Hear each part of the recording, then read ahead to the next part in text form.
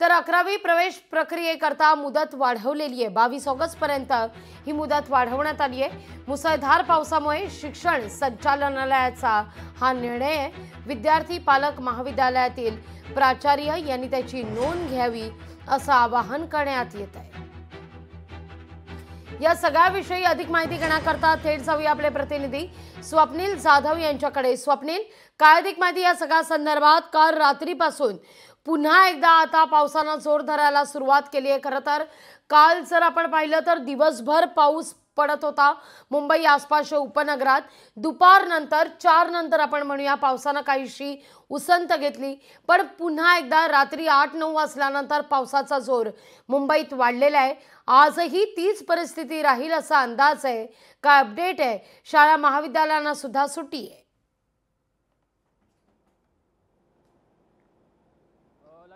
काल रात्रीपासून जो पावसाने जोर धरला होता यामुळे पुन्हा एकदा मुंबईतील सकल भागात पाणी साचलं होतं। दरम्यान रात्रभर मुसळधार पाऊस होता आणि आज सकाळपासून पुन्हा एकदा मुसळधार पावसाने मुंबईत हजेरी लावलेली आहे। एकूणच मी हिंदमाता परिसरमध्ये आहे।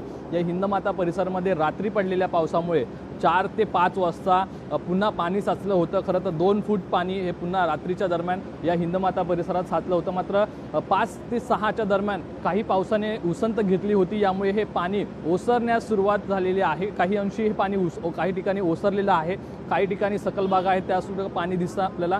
गांधी मार्केट असेल, किंग सर्कल असेल, या ठिकाणी सुद्धा काही प्रमाणात पाणी आहे। मात्र मुंबईमध्ये सकल भागात आजही आपल्याला पाणी साचल्याचं पाहायला मिळतंय। पुढील 2 ते 3 तास हे अतिमुसळधार पावसाचा इशारा देण्यात आलेला आहे। दिवसभर सुद्धा आज पाऊस राहणार आहे, त्यामुळे सर्व यंत्रणा या कार्यान्वित करण्यात आलेल्या आहेत। दरम्यान हिंदमाता येथील जे पंप आहेत ते पूर्ण क्षमतेने कार्यान्वित केलेले आहेत। कालचा प्रकार आज घडू नये या दृष्टीने खबरदारी घेतली जाते। मात्र काही अंशी हे अद्यापही पाणी पाहायला मिळते। मुंबईमध्ये रेड अलर्ट सुद्धा जारी करण्यात आलेला आहे। कालप्रमाणे आजही शाळा कॉलेज यांना सुट्टी देण्यात आलेली आहे। तसंच मुंबई विद्यापीठाशी संलग्नित ज्या स्पर्धा परीक्षा किंवा परीक्षा होत्या त्यासुद्धा पुढे ढकलण्यात आलेल्या आहेत। त्यामुळे आज दिवसभरामध्ये मुंबईतील महानगरपालिकेच्या शाळा असेल, खाजगी शाळा असतील, तसेच महाविद्यालय असेल यांना सुद्धा सुट्टी देण्यात आलेली आहे। तर काही कार्यालयांना देखील सुट्टी देण्यात आलेली आहे। त्यामुळे मुंबई महानगरपालिका, स्थानिक प्रशासन आणि राज्य आपत्ती दल यांच्याकडून मुंबईकरांना आणि राज्यातील सर्वच नागरिकांना आवाहन करण्यात आलेलं आहे की गरज नसेल तर घराबाहेर पडू नका। दरम्यान समुद्र किनाऱ्यांपासून सुद्धा दूर राहा, अशा प्रकारचं आवाहन जे आहे ते करण्यात आलेलं आहे। मात्र पुढील 2 ते 3 तासात पुन्हा एकदा मुंबईमध्ये मुसळधार पावसाचा इशारा देण्यात आलेला आहे आणि 11 च्या 12च्या दरम्यान भरती सुद्धा असणार आहे। त्यामुळे नक्की मुंबईमध्ये काय परिस्थिती उद्भवते हे पाहणं महत्त्वाचं आहे। मात्र आपत्ती दल आणि स्थानिक प्रशासन, पालिका कर्मचारी हे आजही रस्त्यावरती रात्रीपासून आपल्याला पाहायला मिळतात। अगदी स्वप्नील, जसा तुम्ही उल्लेख केला की स्थानिक प्रशासन असू दे किंवा आपत्ती व्यवस्थापन रात्रीपासूनच मुंबईत ठिकठिकाणी रस्त्यावर पाहायला मिळतात, ग्राउंडवर उतरलेले आहेत हे दिसतंय।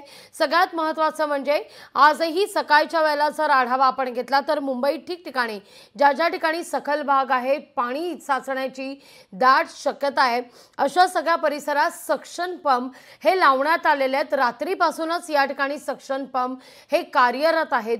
त्यामुळे बऱ्यापैकी बहुतांश ठिकाणी पाणी ओसरण्यास सुरुवात झालेली आहे, पण पावसाचा जोर काही कमी झालेला नाहीये। त्या दृष्टिकोनातून आणखीन काही विशेष खबरदारी ही घेण्यात येते मुंबई आणि आसपासच्या उपनगरामध्ये, कारण 8:01 झालेली आहेत। अनेक मुंबईकर आज सुद्धा कार्यालयीन वेळा गाठण्याकरता बाहेर पडतील।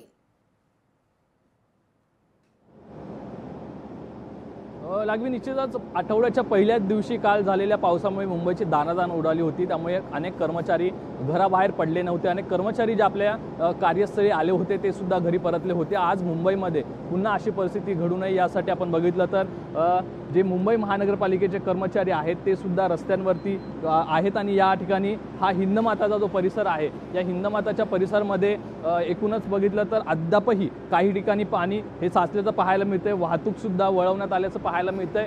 तर या ठिकाणी आपण बघितलं दुसऱ्या बाजूला जे पंप कार्यान्वित करण्यात आलेले आहेत त्या ठिकाणी काही मुंबई महानगरपालिकेचे कर्मचारी सुद्धा आपल्याला पाहायला मिळतात, जे काल रात्रीपासून रस्त्यावरती आहेत। आणि अशाच प्रमाणे हिंदमाता नाही तर किंग सर्कल असेल, गांधी मार्केट असेल, मुंबईमधील वरळी येथील भाग असेल, तसंच अंधेरी सबवे, मिलन सबवे या ठिकाणी म्हणजे ज्या ठिकाणी पाणी साचतं, ज्या ठिकाणी केवळ 2 तासामध्ये पाऊस पडल्यावरती जास्तीत जास्त पाणी साचतं, अशा ठिकाणी ही मुंबई महानगरपालिकेकडून काळजी घेण्यात आलेली आहे। त्याचप्रमाणे स्थानिक पोलीस प्रशासन सुद्धा अलर्ट मोडवरती आहे। आपण जर आता हिंदमाता परिसरामध्ये पाहिलं तर हा जो भाग आहे हा सकल भाग आहे आणि या भागामध्ये पाणी साचल्याचं पाहायला मिळतंय। जवळपास गुडघाभर पाणी अद्यापही या चौकामध्ये आपल्याला पाहायला मिळतं। याचप्रमाणे परळचा जो ब्रिज आहे, ज्या ठिकाणी कीर्ती महल आहे, त्या ठिकाणी सुद्धा पाणी साचल्याचं पाहायला मिळतं। त्यामुळे दादर स्थानक असेल, काल इंदू कॉलनीमध्ये सुद्धा गुडघाभर पाणी त्या ठिकाणी साचलं होतं। तिथे सुद्धा मुंबई महानगरपालिकेचे कर्मचारी आहेत। आज जवळपास दिवसभर हे कर्मचारी तिथेच तैनात करण्यात आलेले आहेत। त्यामुळे स्थानिक प्रशासन हे आता अलर्ट मोडवरती आहे। कोणत्याही नागरिकांना त्रास होऊ नये या दृष्टीने सर्व कर्मचाऱ्यांना सूचना देण्यात आलेल्या आहेत। त्यामुळे आज सर्व कर्मचारी हे रस्त्यावर पाहायला मिळतात।